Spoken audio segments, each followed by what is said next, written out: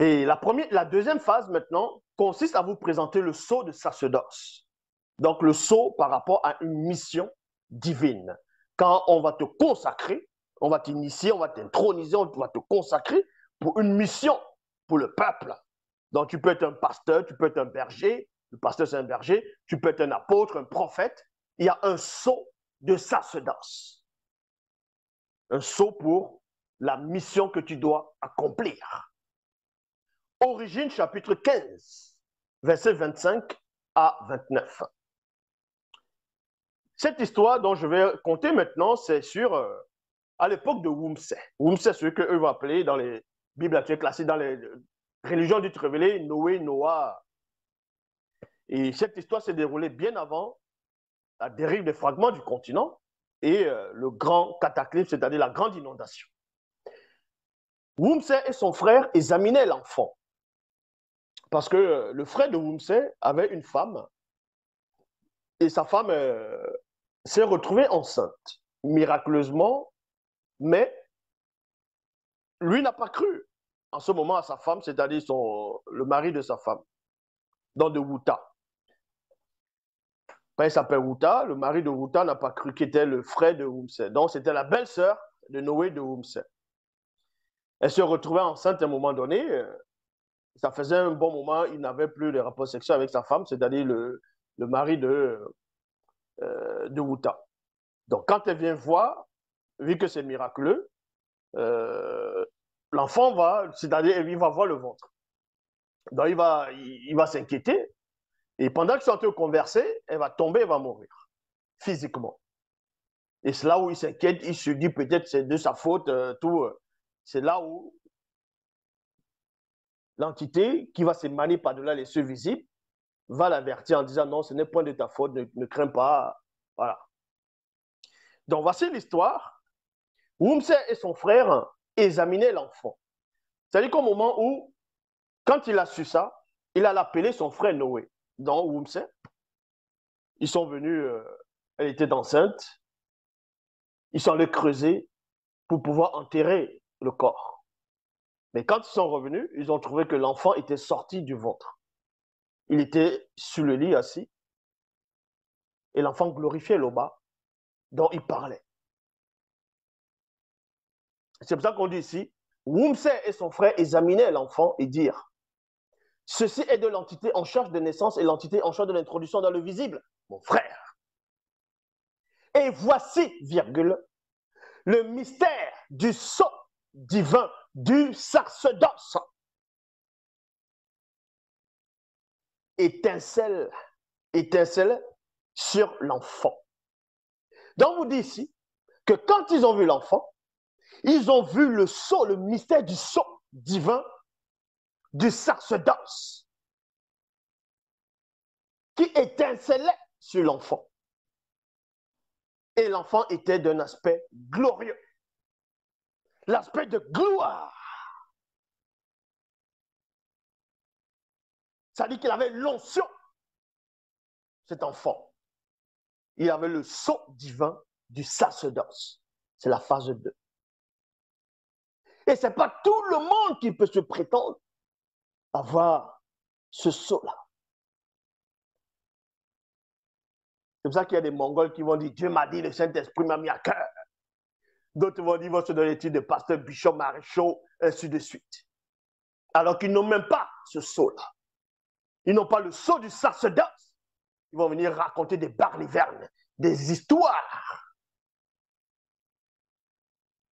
Qu'un homme, il va entrer dans l'eau, étant jeune, il fait 9 ans dans l'eau, après il ressort, il a 19 ans, n'importe quoi.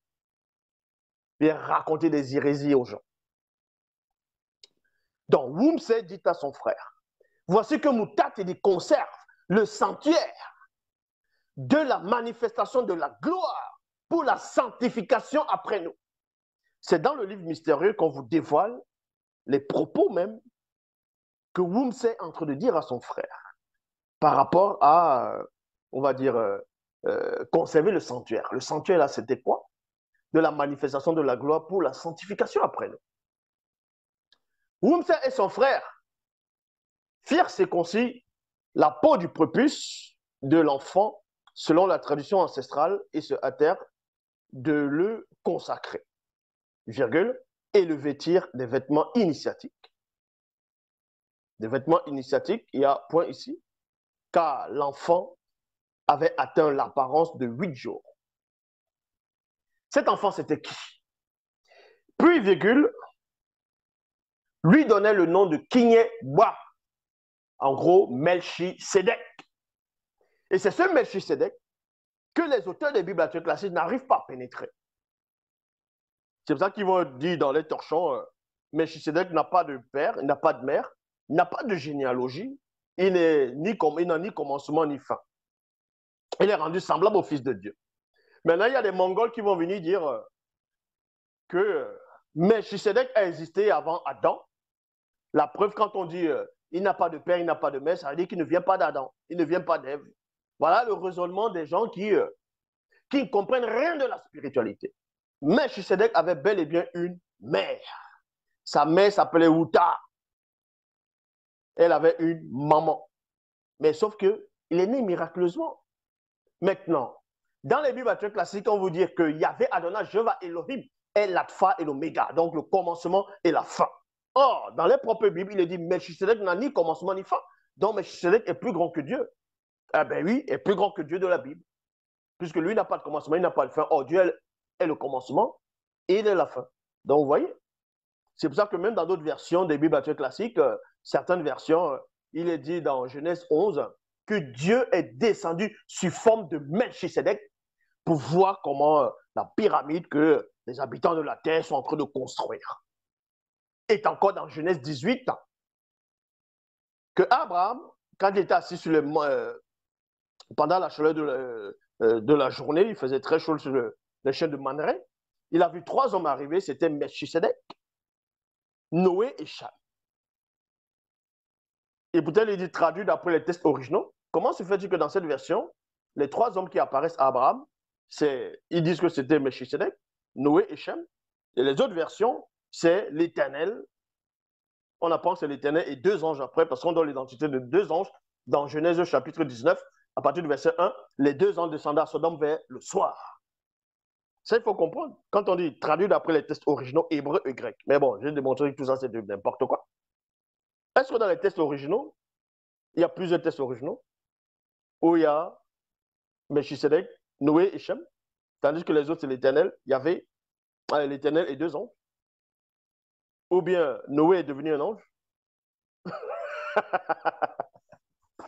Mais bon, ceci pour vous dire que ce qu'on appelle Kinyeboam, son vrai nom, Melchisédek, il était noir.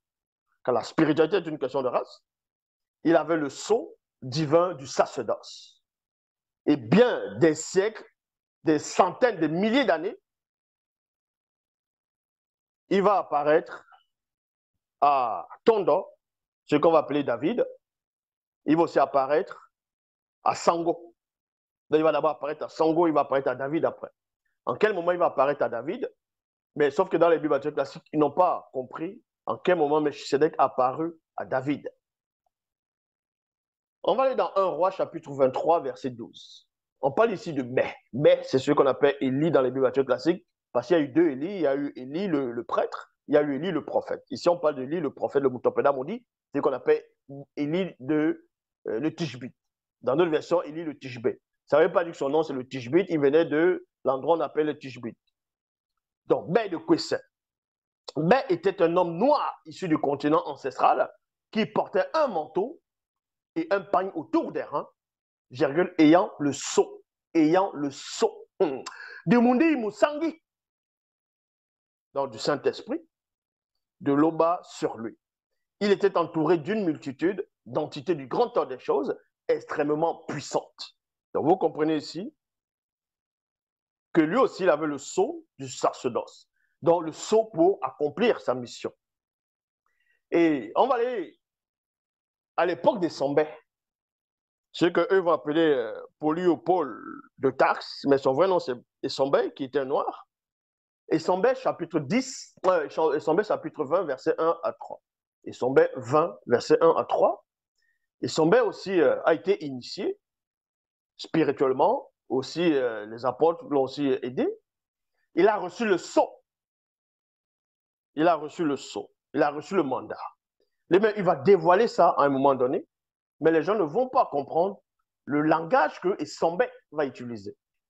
Essambé, chapitre 20, verset 1 à 3, il dit ici, « Je suis libre, il y a virgule, je suis apôtre, avec un A majuscule, et vous êtes mon œuvre en Djokisabé selon le verbe.